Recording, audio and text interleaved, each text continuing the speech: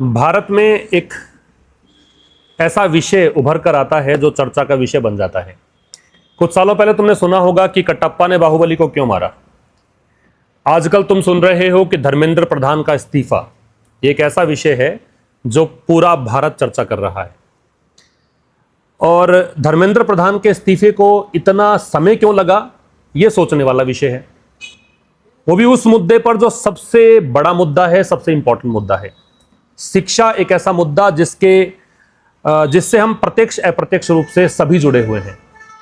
चाहे माँ बाप हो, चाहे खुद विद्यार्थी हो, चाहे हम टीचर लोग हो, चाहे समाज का कोई भी व्यक्ति क्यों ना हो, प्रत्यक्ष अप्रत्यक्ष रूप से शिक्षा से जुड़ा हुआ है। शिक्षा जो सबसे इंपॉर्टेंट विषय है उसको तुमने लिस्ट इंपॉर्टेंट बना दिया। सोनम वांगचुक जैसे व्यक्ति को, जो इंटेलेक्चुअल है, साइंटिस्ट है, उस व्यक्ति को 27 दिन तक तुमने भूखे रहने पर मजबूर कर दिया।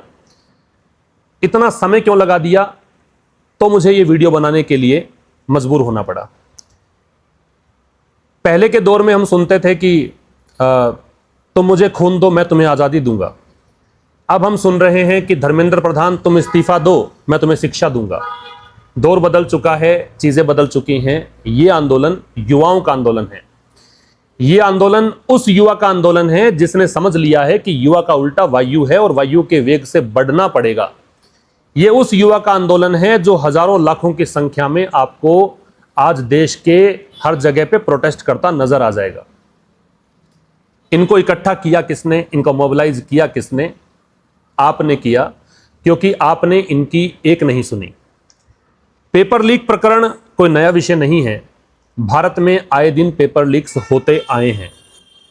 तो कोई भी समस्या, कहते हैं ना कि एकाएक कोई समस्या सामने नहीं आती है, तो यह समस्या भी ऐसा नहीं है कि एक समस्या आई और तुरंत लोगों ने रिएक्ट करना शुरू कर दिया। जैसे कहते हैं चाय धीरे धीरे उबलती है, तो वैसे समस्याएं जो हैं धीरे धीरे उबलती उबलती इस स्तर पर आई हैं। लोग कहते हैं कि भारत भी नेपाल की दिशा में आगे बढ़ रहा है, बांग्लादेश की दिशा में आगे बढ़ रहा है। तो मैं कहना चाहूंगा कि भारत के वो संस्कार नहीं है। भारत नेपाल की दिशा में या बांग्लादेश की दिशा में आगे नहीं बढ़ रहा है। भारत तो भारत है। भारत एक महान देश है। भारत एक बहुत विशाल देश है। भारत विविधताओं का देश है और भारत से हर युवा प्रेम करता है, हर व्यक्ति प्रेम करता है। तो हमारा देश गलत दिशा में जा रहा है, इसलिए प्रोटेस्ट चल रहा है। ये हमारे संस्कार नहीं है कि हम लोग इसे बांग्लादेश बनाएं या नेपाल बनाएं। तो हर युवा जो है भारत का, वो भारत को गलत दिशा में जाते देख नहीं सकता, इसलिए एकजुट है। इसलिए भूखा प्यासा सरकार के खिलाफ प्रोटेस्ट कर रहा है। माननीय प्रधानमंत्री जी इतना जल्दी रेस्पॉन्ड करना शायद उन्होंने कभी जरूरी नहीं समझा। जहां तक मुझे लगता है सबसे जल्दी रेस्पॉन्स इस बार ही आया है, क्योंकि ये जानते हैं कि युवा की ताकत आपकी जो गद्दी है उसको हिला सकती है, आपके ताज को हिला सकती है। तो ठीक किया आपने, बिल्कुल सही भांप लिया। अब एक और डिमांड जो है वो भी पूरी कर दीजिए। धर्मेंद्र प्रधान जी का इस्तीफा, शिक्षा मंत्री का इस्तीफा, वरना शिक्षित करने के लिए युवा इस बार खड़ा है। बाकी पुरजोर तरीके से डिमांड करना उस मुद्दे के लिए, विशेष करके जो आपका भविष्य तय करता है, जो देश का भविष्य तय करता है, बिल्कुल सही है, लाजमी है। और वो सभी लोग जो प्रत्यक्ष अप्रत्यक्ष रूप से जुड़े हुए हैं, उन सभी को भी बच्चों का साथ देना चाहिए। क्योंकि अगर साथ नहीं देंगे, कई बार क्या होता है, डिमांड्स हम लोग नहीं उठाते हैं तो हमारी डिमांड्स पूरा होने का नाम नहीं लेती है। तो वो ज़रूर हमें पुरजोर तरीके से हमारी डिमांड रखनी चाहिए, ताकि अब की बार जो गलती हुई है वो दोबारा ना हो।